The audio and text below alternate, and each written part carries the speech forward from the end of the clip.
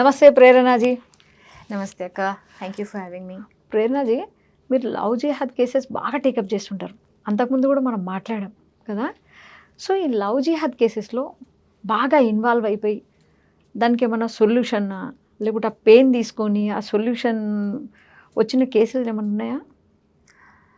అంటే రీసెంటా, లేకుంటే కొంచెం అంటే మరీ పాతవి కాకుండా ఈ మధ్యలో అలా ఏమైనా ఉన్నాయా? సమ్ 2-3 years 5 years ఆ మధ్యలో? అక్క అంటే అన్ని లవ్ జిహాద్ కేసెస్ పెయిన్ఫుల్లే ఉంటాయి. ఎగ్జాక్ట్లీ అండి. చాలా మటుకు మేము అంటే మీరు బాగా ఇన్వాల్వ్ అయ్యి అందులో మొత్తం అంటే అక్క, మా మెంటల్ హెల్త్ అంటే నేను హిందూ జనశక్తిలో ఎక్కడైనా ఉన్నా మేము చాలా మటుకు for our own mental health మేము ట్రై చేస్తాం, ఎక్కువ ఇన్వాల్వ్ కాకూడదు. కానీ కొన్ని కేసెస్ ఎలా ఉంటాయి అంటే మేము ఎంత ట్రై చేసినా అయిపోతాం, డీప్లీ ఇన్వాల్వ్ అయిపోవాల్సి వస్తుంది అన్నోయింగ్లీ కూడా, because it is human nature. ఆ బేసిక్ ఎంపతి లేకపోతే ఇలాంటివి మనం చెయ్యలేము. అరే మనకెందుకు అనేసి మేము కూడా ఇంట్లో కూర్చోవచ్చు, ఏదో అలా వెళ్ళాము వచ్చాము పరామర్శించాము, ఏదో అలా 4 మాటలు మాట్లాడినాము అన్నట్టు కాకుండా. కానీ ఆ బేసిక్ ఎంపతి లేకపోతే ఇలాంటివి మనం చెయ్యలేము. ఎగ్జాక్ట్. కానీ ఇన్వాల్వ్ కాకుండా for our own mental health we have to take a few precautions. కానీ కొన్ని మీరు అడుగుతున్నారు స్పెసిఫిక్లీ కాబట్టి నేను చెప్తున్నాను అక్క. ఈ ఫర్ ఎగ్జాంపుల్ ఈ దిశ కేస్ మనం మొత్తం ఓన్లీ మన తెలుగు స్టేట్స్ కాకుండా మొత్తం ఇండియాని షేక్ చేసింది ఈ దిశ కేస్. డాక్టర్ ఆ దిశ కేస్ కాక ఒక 15 days ముందే ఇంకో చాలా హారిఫిక్ కేస్ అయ్యిండే ఆదిలాబాద్ లో అయిన ఒక ట్రైబల్. మీరు సీనియర్ జర్నలిస్ట్, మీ కన్నుకి ఏ కేస్ మిస్ కాదక్క, అందుకే that's I really appreciate your journalism అక్క. సో దాట్ కేస్, ఆ కేస్కి నేను పర్సనలీ వెళ్ళాను, ఆ ఊరికి వెళ్ళాను. అది మూల ప్రాంతం తాండా, ఆదిలాబాద్లో నిర్మల్ క్రాస్ అయిపోయి 7-seater ఆటో పట్టుకొని నడిచి ఇంకా వెళ్ళాలి, 7-seater దిగి మళ్ళీ ఇంకా నడుచుకుంటూ లోపలికి వెళ్ళాలి. అక్కడ ఉంది గోసంపల్లి గ్రామంలో ఉంది. వాళ్ళు మీరు వెళ్ళారా? నేను వెళ్ళాను. ప్రేరణ ఇక్కడ ఒకటి, ఇప్పుడు ఒక ఇన్సిడెంట్ జరిగింది, ఎలా మీకు కాల్స్ వస్తాయా ఏంటి, ఎలా వెళ్ళిపోతారు, మీకు ఎలా తెలుస్తుంది ఇది అసలు, ఈ కమ్యూనికేషన్ ఏంటి మీకు తెలుస్తుంది అక్క? అంటే న్యూస్లో వస్తుంది, ఇమీడియట్గా రెస్పాండ్ అవుతాం. అంటే మీకు ఎలా తెలుస్తుంది ఇలా ఇక్కడ సో జరిగిందని కాల్స్ వస్తాయా మీకు ఏమన్నా? మాకు కాల్స్ కూడా వస్తాయి, people reach out. Okay. Organization Hindu Janashakti మేము 2017 నుంచి ఉన్నాం అక్క.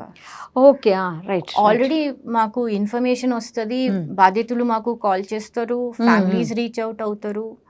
ఓకే, బికాస్ మేము ఓన్లీ గ్రౌండ్ మీద పనిచేయడం కాదు, మేము ప్రభుత్వంకి కూడా రీచ్ అవుట్ అవుతాం.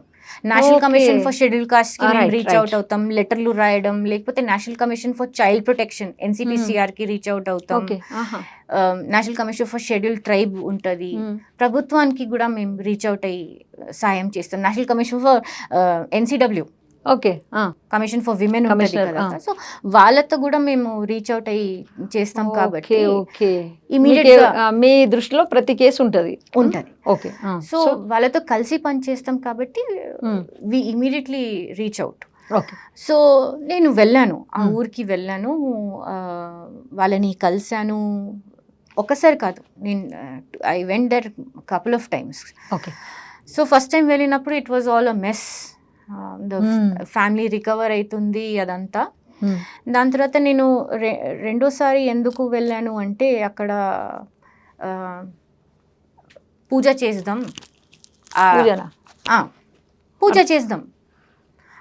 చనిపోయింది కదా అక్కడ, పూజ అంటున్నారు, నాకు అర్థం కాలేదు. లేదక్క, వెళ్ళాము ఫస్ట్ వాళ్ళకి ఆ లెటర్ రాపిస్తాం, national commission for scheduled caste and scheduled ట్రైబ్కి వాళ్ళకి సహాయం చేపిస్తాం, గవర్నమెంట్కి లెటర్ రాస్తాం, ఆ హస్బెండ్కి గవర్నమెంట్ జాబ్ ఇప్పిస్తాం, ఆ ఇద్దరు ఉండే సర్వైవింగ్ పిల్లలకి ఎక్కడైనా గవర్నమెంట్ స్కూల్లో హాస్టల్లో అడ్మిషన్ ఇప్పిస్తాం. అవన్నీ ఆ డ్యూటీస్ ఉంటాయి కదా, ఆ లెటర్లు రాపియడం, రీచ్ అవుట్ అవ్వడం, దానికి ఒక్కసారి వెళ్ళాను. దాని తర్వాత అది ఫాస్ట్ ట్రాక్ కోర్ట్ కి వెళ్ళింది, దాని తర్వాత ఆ తీర్పు రావాలి, దానికోసం ఇంకోసారి వెళ్ళాను. అప్పుడు వెళ్ళి ఏం మాట్లాడాను, ఇక్కడ ఒక మంచి హోమం చేపిద్దాం, పూజ చేపిద్దాం, అవి మాట్లాడినకి ఒక్కసారి వెళ్ళాను. అక్కడ వెళ్ళినప్పుడు ఏం చూసాను, ఆ చనిపోయిన అమ్మాయి వాళ్ళ తోటి కోడలు ఉంది. Okay. యంగ్ ఉంది, టేకు లక్ష్మి వాళ్ళ తోటి కూడా తోటి కొడలు, బ్రదర్ బతుకున్నాడు, రైట్ ఓకే వాళ్ళ అత్తమ్మ ఉంది, అప్పటికే వాళ్ళ ఫాదర్ ఇన్ లా చనిపోయిండు. ఇప్పుడు చూడండి, ఆ అమ్మాయి చనిపోయింది, మదర్ ఇన్ లా ఉంది, ఫాదర్ ఇన్ లా అప్పుడే చనిపోయిండు. So many deaths in the family. Okay okay ఆ అమ్మాయి బొట్టు కూడా పెట్టుకోలేదు, ఇద్దరు చిన్న చిన్న పిల్లలు ఉన్నారు ఆమెకి. ఓకే సిచ్యువేషన్ ఇట్లుంది ఓకే. ఊర్లో. వాళ్ళ తోటి కోడలు బొట్టు పెట్టుకోలేదు, హస్బెండ్ ఉన్నాడు, ఇద్దరు చిన్న చిన్న పిల్లలు. దేనికి చెప్తాను కదా, దట్ ఈస్ ద బ్యూటీ. ఇప్పుడు ఎట్లా మీరు మతం మార్పిడి, లవ్ జిహాద్ అంటున్నారు, ఒకటొకటి మీరు అండర్స్టాండ్ చేసుకోవాలి, మన ప్రేక్షకులు కూడా అర్థం చేసుకోవాలి ఎట్లా నడుస్తాయి. వెళ్ళాము, ఈ ఫాస్ట్ ట్రాక్ అవుతుంది, మనం ఒక చిన్న పూజ చేసుకుందాం, తొందరగా తీర్పు రావాలి, వాళ్ళకి లైఫ్ ఇంప్రిజన్మెంట్ రావాలి, గట్టిగా వాళ్ళకి శిక్ష పడాలి, చేద్దామని చూస్తే వాళ్ళు ఏంటమ్మా నువ్వు బొట్టు పెట్టుకోవట్లేదు, మళ్ళీ పూజ కోసం పెద్దవాళ్ళని పంచాయత్ హెడ్ ని పిలుస్తాము, అక్కడ పెద్దవాళ్ళు ఎవరు ఊర్లో ఉంటారు కదా, పంచాయత్ హెడ్ వాళ్ళని ఇన్విటేషన్ ఇస్తాము, అందరు చుట్టుపక్కల వాళ్ళని పిలుస్తాం, చేస్తాము, అన్నదానం అరేంజ్ చేస్తాం అవన్నీ. అప్పుడు ఏం తెలిసింది, అందరూ యేసుని నమ్ముకున్నాము. యేసుని ఎందుకు నమ్ముకున్నారు, ఆ హోమం రోజు తెలిసింది, థర్డ్ టైం వెళ్ళినప్పుడు. పూజలో వచ్చి కూర్చోమంటే మళ్ళీ బొట్టు లేకుండా ఏం లేకుండా వచ్చి ఇంతమంది ఫుడ్ పెడుతున్నాం, అన్నదానం ఉంది కదా దాని తర్వాత, అయినా కానీ వాళ్ళు రానికి రెడీ అవ్వట్లేదు. ఏమంటే యేసు ప్రభుని నమ్ముకున్నాం. ఏమైందంటే ఇద్దరు ఉండే చిన్న పిల్లలకి జువెనైల్ డయాబెటీస్ ఉంది. ఓకే, చిన్నప్పుడు ఓకే, చిన్న పిల్లలకి డయాబెటీస్ ఉంది, జువెనైల్ డయాబెటీస్ ఉంది. సో వాళ్ళు యేసుని నమ్ముకున్నారు, ఎందుకంటే ఫాదర్ ఇన్ లా చనిపోయిండు, కో సిస్టర్ చనిపోయింది, ఇన్ని కష్టాలు ఉన్నాయి, మత మార్పిడి ముఠ ఆల్రెడీ వచ్చేసింది అక్కడ. ఓకే, కన్వర్ట్ చేసేసారు, కన్వర్షన్ అయిపోయింది ఆల్రెడీ. సో ఆ రోజు మేము ఘర్వాప్సీ చేసినప్పుడు అక్కడ ఆదిలాబాద్లో చాలా ఫేమస్ ఉన్నారు, కాళిదాస్ మహారాజ్ అనేసి, ఆయనని పిలిపించాము, పెద్ద హోమం చేసాము, 13 ఫ్యామిలీస్ ఆ రోజు ఘర్వాప్సీ చేసాము, అన్నదానం జరిగింది, అందరికీ బొట్లు పెట్టాము, వాళ్ళకి ఎక్స్ప్లెయిన్ చేసాము, ఇట్లా కాదు వాళ్ళకి ఏం హెల్ప్ కావాలో, మెడికల్. మీరు చేసే హోమం కూడా ఘర్వాప్సీ కోసమా? గర్వాప్సీ కోసమే. అండ్ ఇప్పుడు దే నీడ్ మెడికల్ హెల్ప్. మీరు ఓన్లీ యేసుని నమ్ముకోండి, ఈ నీళ్ళు తాగండి అవన్నీ కాదు కదా అక్క. What are those children, they need medical help, you need to give them medical help. వాళ్ళు ఇవ్వరు, వాళ్ళు హాస్పిటల్కి తీసుకెళ్ళి ఆ చిన్నపిల్లలకి డయాబెటాలజిస్ట్ దగ్గర వాళ్ళు ఏమైనా డొనేషన్స్ ఇచ్చి వాళ్ళకి మెడికల్ హెల్ప్ ఇస్తారని అది కూడా అలా లేదు కదా. మేము వెళ్ళి అవన్నీ చేస్తాం కాబట్టి గర్వాప్సీ అవన్నీ చేపిస్తాం. సో కొన్ని ఇలా కూడా ఉంటాయి.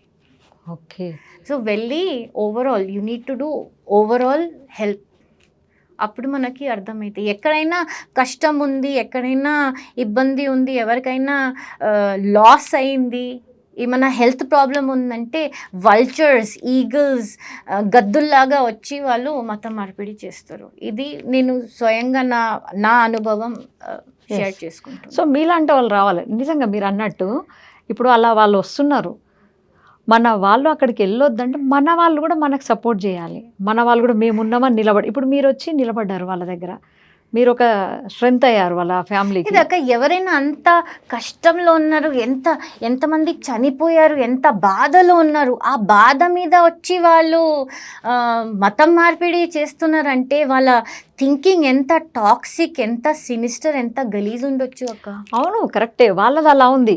కానీ మన వాళ్ళు సపోర్ట్ ఇచ్చారనుకో అక్కడ పోయే ఛాన్స్ ఉండదేమో కదా. ఇప్పుడు ఒక ఇష్యూ జరిగినప్పుడు ఇప్పుడు మీరు వచ్చారు, ముందే ఎవరైనా తెలిసింది కాబట్టి వచ్చారు. అదే అంతకన్నా ముందే ఎవరైనా అక్కడ మన వాళ్ళని ఆదుకొని ఉంటునో, లేకుంటే మోరల్ సపోర్ట్ భుజం తట్టి మేము ఉన్నామంటే కొంచెం అక్కడికి అటు చూస్తే మన వాళ్ళు ఎందుకు పోరు అక్క, మనకి తెలవాలి, అది తెలవాలి, మీలాంటి వాళ్ళు తెలవాలి అనేసి ఇలాంటి ప్రోగ్రామ్స్ చేస్తున్నారు. So thank you, you're spreading awareness. ఎందుకంటే మత మార్పిడులు వాళ్ళు చేస్తున్నారు, మనం కూడా ఛాన్స్ ఇస్తున్నాం. ఆ ఛాన్స్ అనేది ఇవ్వద్దు అనేది నేను, ఎందుకంటే మనకు సపోర్ట్ కావాలి, మోరల్గా కానీ ఎలాగైనా కానీ. వాళ్ళు వచ్చి చేస్తున్నారంటే నీలో ఏదో ఉంది, నీకేదో చిన్న హెల్ప్ నీడ్ ఉంది, ఆ నీడు వాళ్ళు ఫుల్ఫిల్ చేసి ఏం చేసేస్తున్నారు, నీకు విచారాన్ని చూపించి మొత్తం నేను ఇది చేసేస్తున్నారు. అలా మారకూడదంటే నువ్వు స్ట్రాంగ్ ఉండాలి, అలాగే నీకు సపోర్టర్స్ కూడా ఉండాలి. అది నేను థ్యాంక్ యూ అక్క.